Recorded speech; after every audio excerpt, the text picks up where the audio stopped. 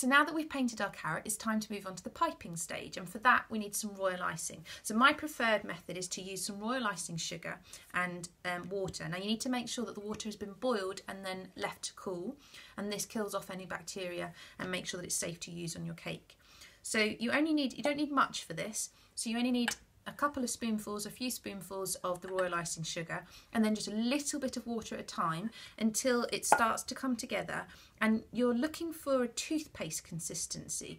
Now you'll need to use either an electric whisk or a handheld whisk. Now if you're using a handheld whisk, you're going to have to whisk for quite a while. An electric whisk won't take too long with this amount, and so eventually it'll get to sort of this soft, you can see it's still got a drop to it, and it doesn't hold a stiff peak, so it's not a stiff peak consistency. It's more like a sort of toothpaste, or almost like a thick soft whip ice cream.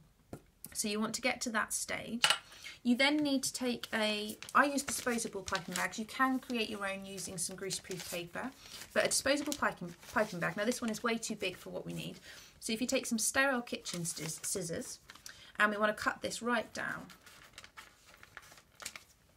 So I've got a smaller bag now, so you can see. Now the end should be sealed, but we don't want it to be sealed because we're going to use a number 2 nozzle.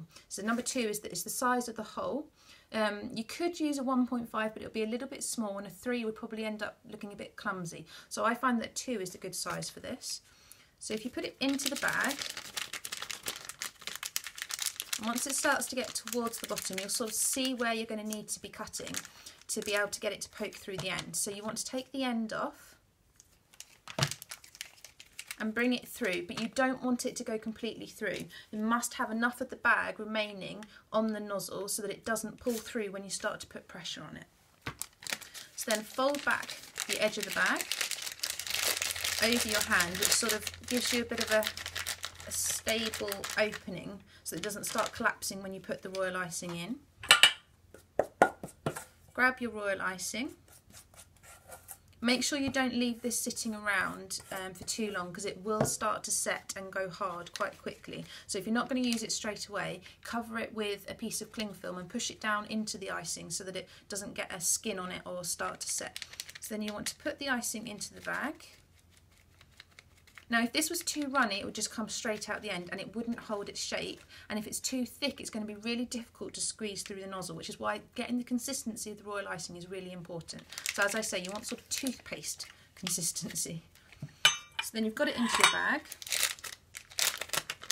pull up those sides, and gently, without it going down through the nozzle just yet, start to bring it down. So you just squeeze it down through the bag, and then twist it off to get the pressure, and that's then ready to go. So then we can move on to the next step of actually piping our dots.